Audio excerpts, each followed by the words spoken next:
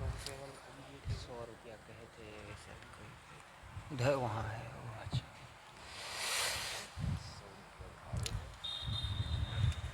आध्यात्मिक एवं व्यवहारिक मेरे जीवन के आत्म प्रेरणा स्रोत परमराध परम पूज्य सद्गुरुदेव जी मंच पर विराजमान त्याग वैराग और निर्मोहता के महान शिखर पर पहुँचे हुए वंदनीय संत समाज, सभा में विराजमान सम्मान्य सत्संग प्रेमी सज्जनों, भक्तिमयी माताओं एवं युवा साथियों, प्यारी बहना,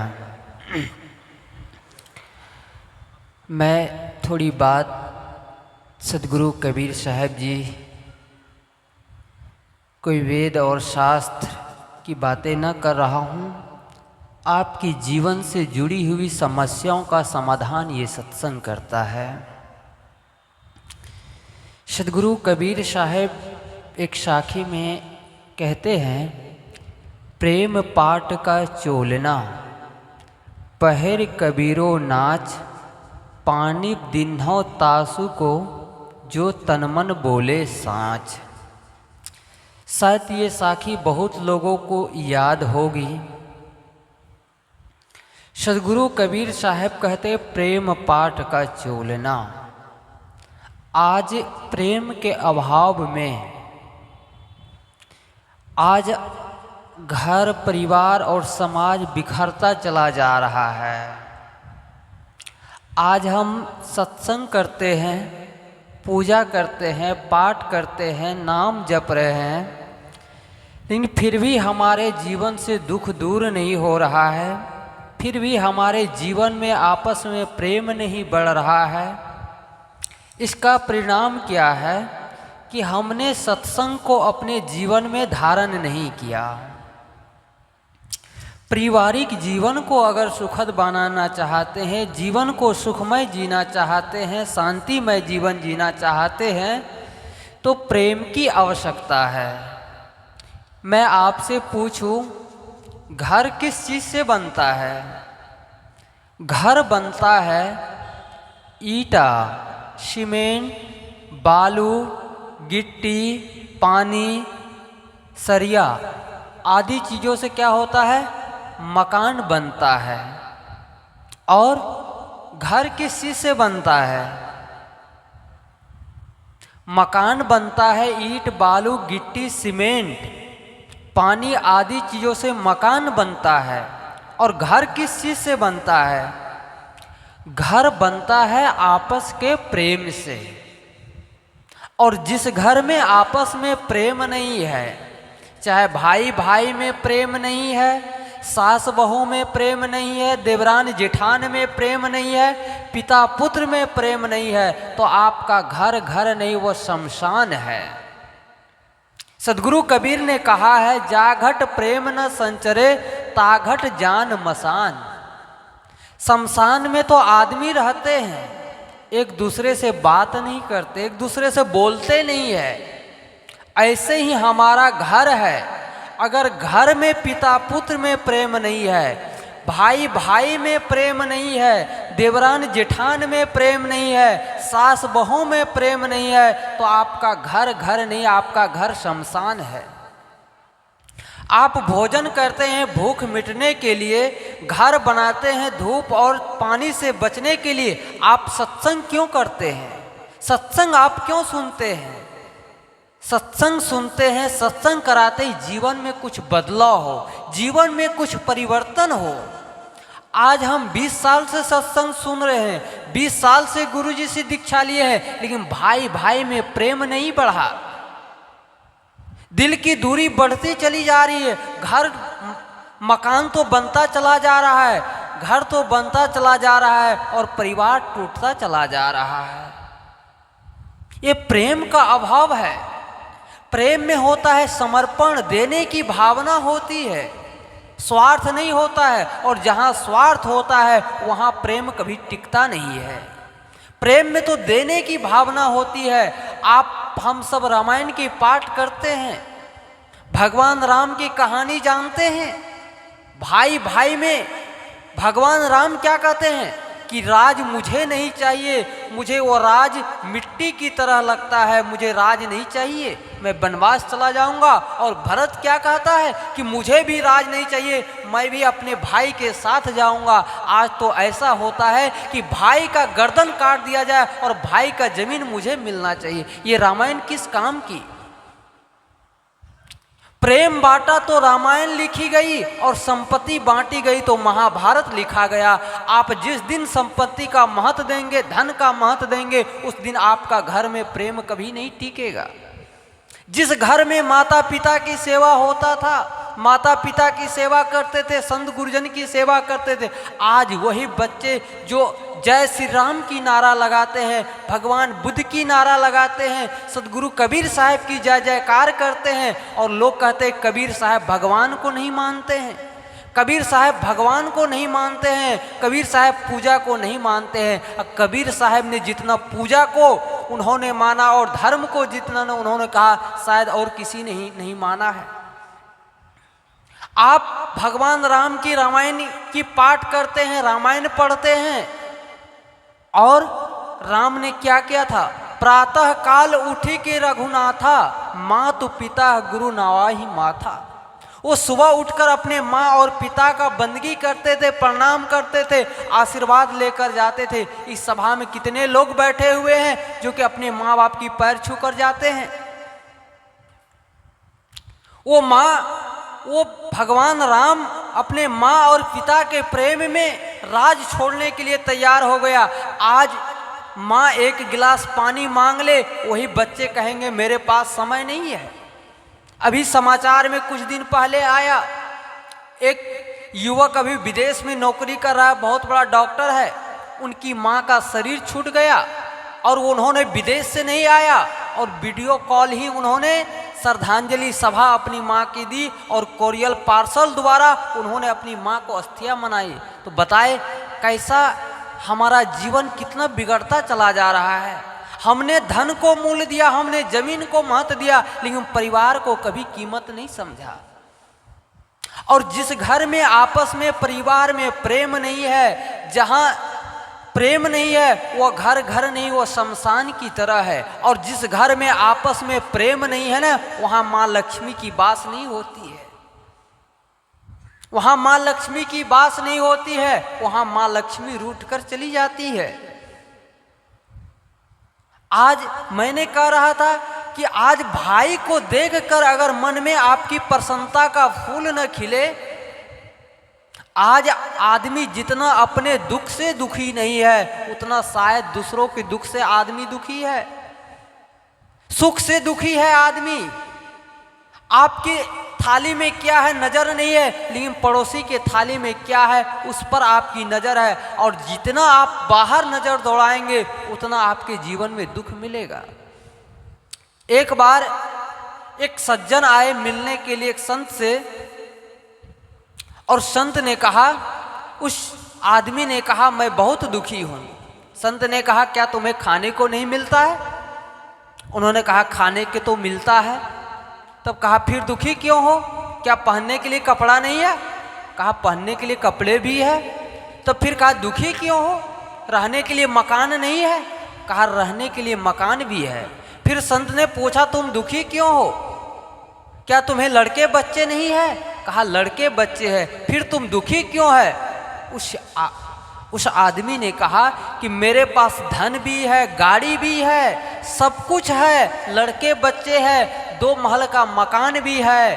और फिर संत ने कहा तब दुखी क्यों है? उस युवक कहता है महाराज जी जब से मेरे भाई का 3 महल का मकान बन गया, मुझे नींद नहीं आती है रात में, मुझे नींद नहीं आती है जब से भाई का 3 महल का मकान बन गया। तो बताओ वो आदमी कभी सुखी हो सकता है? वो आदमी जीवन में कभी शांति का अनुभव कर सकता है? आपने माचिस की तिल्ली को देखा होगा, माचिस की तिल्ली को आपने देखा होगा, वो आप जब जलाते हैं ना वो खुद जलती है तब किसी वस्तु को जलाती है। आप किसी को देखकर जलेंगे, भले सामने वाला का मन जले या न जले, लेकिन आपका खून जरूर जलेगा। आपका मन जरूर खराब होगा, आपका जीवन जरूर खराब होगा। ये सत्संग परिवर्तन स्थल है और यहाँ से हम और आप अपने जीवन को बदल कर जाए। इसे परिवर्तन स्थल कहा गया है, जहाँ हम अपने जीवन को, अपने मन को, अपने गलत विचारों को बदल सकते हैं। ऐसे ही एक बार एक संत ने कह रहे थे कि भैया सब लोग आए हो कबीर सत्संग में, दूर से भारत से महाराज जी आए हुए सत्संग में जाओ। कुछ लोग आए सत्संग में और संत ने कहा जितने लोग सत्संग में आए हो यहाँ से कुछ न कुछ बदल कर जाओ। क्या कहा? कुछ न कुछ बदल कर जाओ। लोगों ने सोचा महाराज जी ने कहा कि कुछ न कुछ बदल कर जाओ, बहुत अच्छी बात है। एक आदमी आया और उन्होंने कहा महाराज जी ने कहा कुछ न कुछ बदल कर जाओ। वो आदमी क्या करता है, उनका पुराना चप्पल था वो छोड़ दिया, दूसरे ही नया चप्पल पहनकर चला गया। कहा महाराज ने कहा कुछ न कुछ बदल कर जाओ। तो बंधुओं याद रखना, चप्पल बदलने से जीवन नहीं बदलेगा, कपड़े बदलने से जीवन नहीं बदलेगा, स्थान बदलने से जीवन नहीं बदलेगा, गाड़ी बदलने से जीवन नहीं बदलेगा। जीवन बदलेगा अच्छे विचारों से और अच्छे संस्कारों से। क्या आप चप्पल बदल लेंगे तो क्या आपके जीवन में शांति आ जाएगी? क्या आप कपड़े बदल लेंगे तो क्या आपका मन शांत हो जाएगा? कभी कदापि नहीं होने वाला है। तो यहाँ बदल कर जाए, बदलने की स्थान है। आप क्या बदल सकते हैं यहाँ? आप कपड़े भले मत बदलो, चप्पल भले मत बदलो, जूता भले मत बदल सको, लेकिन आप अपने गलत स्वभाव को तो बदल सकते हैं।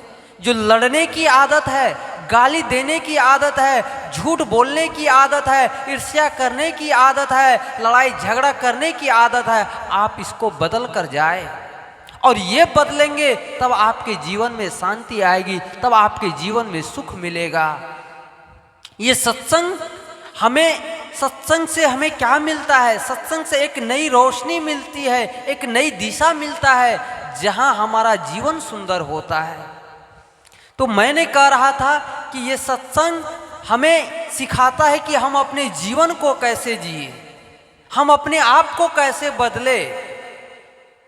तो कबीर साहब कहते प्रेम पाठ का चोलना, पहर कबीरो नाच, पानी दिन्हो तासु को जो तनमन बोले साँच। ये प्रेम, सत्संग हमें प्रेम करना सिखाता है। सत्संग हमें भाई भाई में कैसे जिए, पारिवारिक जीवन कैसे सुखद हो, हमें सत्संग ये सिखाता है। सत्संग ये नहीं सिखाता है कि तुम झूठ बोलो, तुम लड़ाई करो, तुम गलत काम करो, तुम मिलावटबाजी करो, माता पिता के वृद्धा आश्रम में भेज दो। सत्संग ये कभी नहीं सिखाता है। और एक बात हमेशा याद रखिएगा, धर्म की नाम पर कभी लड़ाइयाँ नहीं होती है, हमेशा अधर्म की नाम पर लड़ाइयाँ होती है, झूठ की नाम पर लड़ाइयाँ होती है। तो जिस घर, जिस परिवार में आपस में प्रेम नहीं है, वहाँ माँ लक्ष्मी की वास नहीं होती है। आप जो भी करें प्रेम पूर्वक करेंगे तो आपका काम अच्छा होगा। अगर किसी भी काम में अगर प्रेम नहीं है तो आपका काम कभी अच्छा नहीं होगा।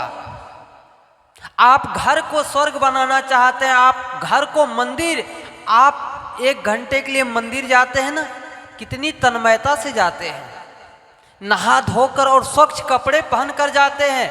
और 23 घंटे जिस घर में रहते हैं वो घर आपका किसी मंदिर से कम नहीं है।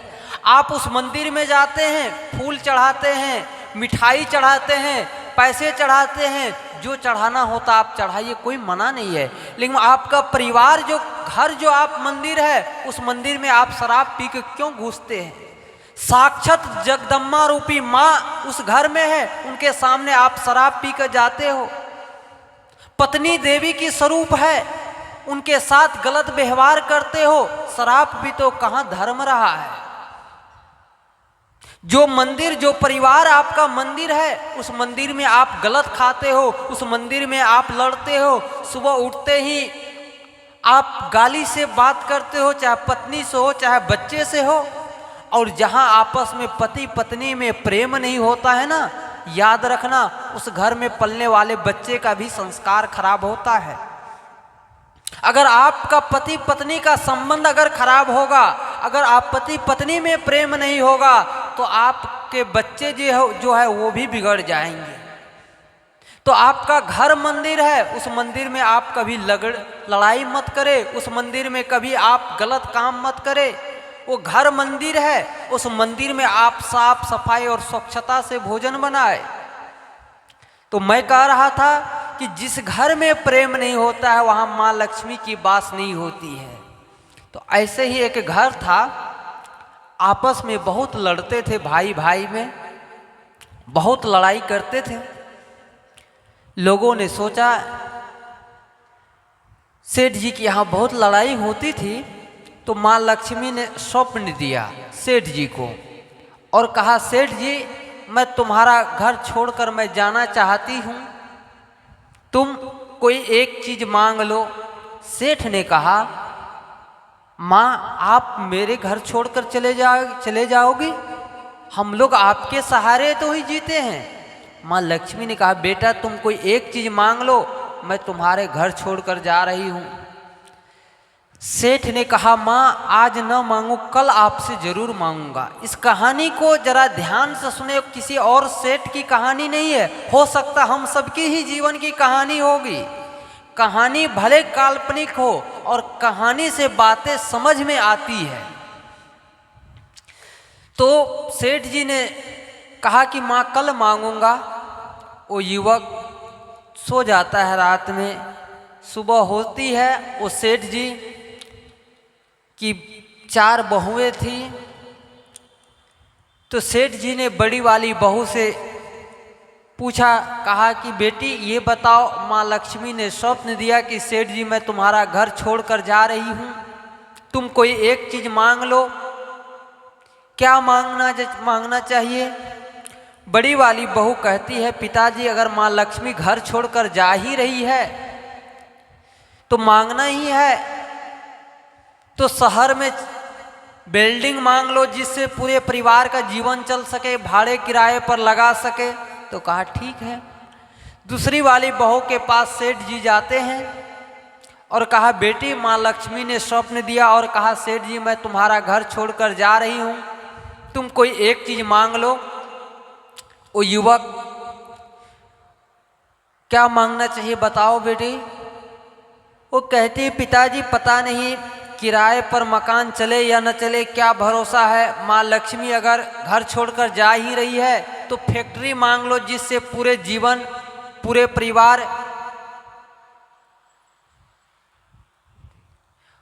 परिवार का जीवन चल सकता है। तो कहा ठीक है। चौथी वाली जो बहू थी वो तीसरी वाली बहू के पास सेठ जी जाते हैं, कहा, बेटी ये बताओ, माँ लक्ष्मी ने स्वप्न दिया कि तुम्हें क्या चाहिए, मैं तुम्हारा घर छोड़ के जा रही हूँ, कोई एक चीज मांग लो, क्या मांगना चाहिए। उन्होंने कहा, पिताजी माँ लक्ष्मी जा ही रही है तो कुछ आभूषण मांग लो, सोने चांदी मांग लो, हीरे मोती मांग लो, पता नहीं भारत सरकार फैक्ट्री बंद करवा दे, सोने चांदी से बेचकर अपने जीवन को हम जी सकते हैं। कहा ठीक है। चौथी वाली बहू के पास सेठ जी जाते, वो संस्कारी थी, वो सत्संग में जाया करती थी, उनके परिवार सब सत्संग से जुड़े हुए थे।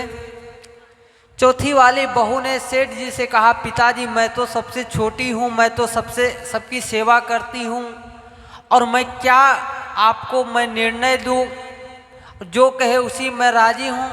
सेठ ने कहा, बेटी तुम भी इस घर की मालिक हो, तुम्हें ही भी अधिकार है, तुम भी राय अपना दे सकती हो, दो क्या राय देना चाहती हो।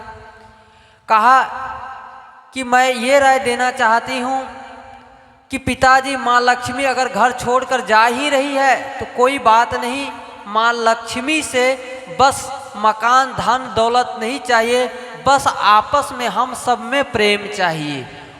तो मैं कह रहा था कि स्वप्न दिया, कहा कि हमें 4 जगह मकान नहीं चाहिए, बस आपस में प्रेम ही चाहिए सब में। तो माँ लक्ष्मी कहती है, बस आपस में प्रेम ही चाहिए सब में, तो मैं इस घर छोड़कर क्यों जाऊं, आपस में प्रेम ही चाहिए तो फिर इस घर को छोड़कर मैं क्यों जाऊं। तो सदगुरु कबीर साहब की ये साखी जाघट प्रेम न संचरे ताघट जान मसान। जिस घर में आपस में प्रेम नहीं है, भाई भाई में हो, चाहे पिता पुत्र में हो, चाहे देवरान जेठान में हो, सब में आपस में प्रेम की आवश्यकता है।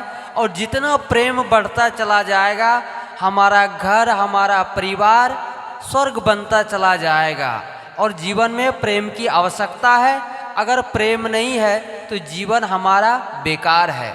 कोई सब्जी बनाए, अगर सब्जी में नमक न हो तो सब्जी के कोई खास विशेषता नहीं जो नमक खाते। ऐसे ही अगर जीवन में जितना सब्जी में नमक की स्थान है, उतना ही स्थान हमारे जीवन में प्रेम का भी है।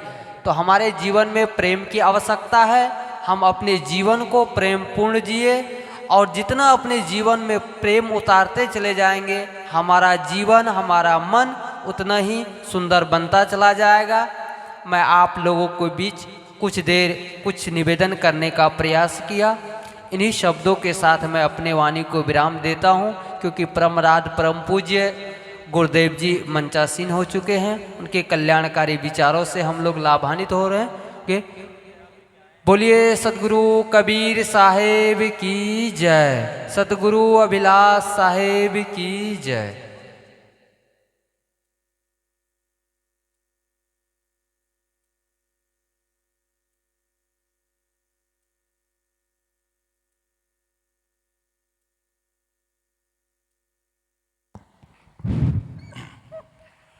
बोलिए सदगुरु कबीर साहेब की जय।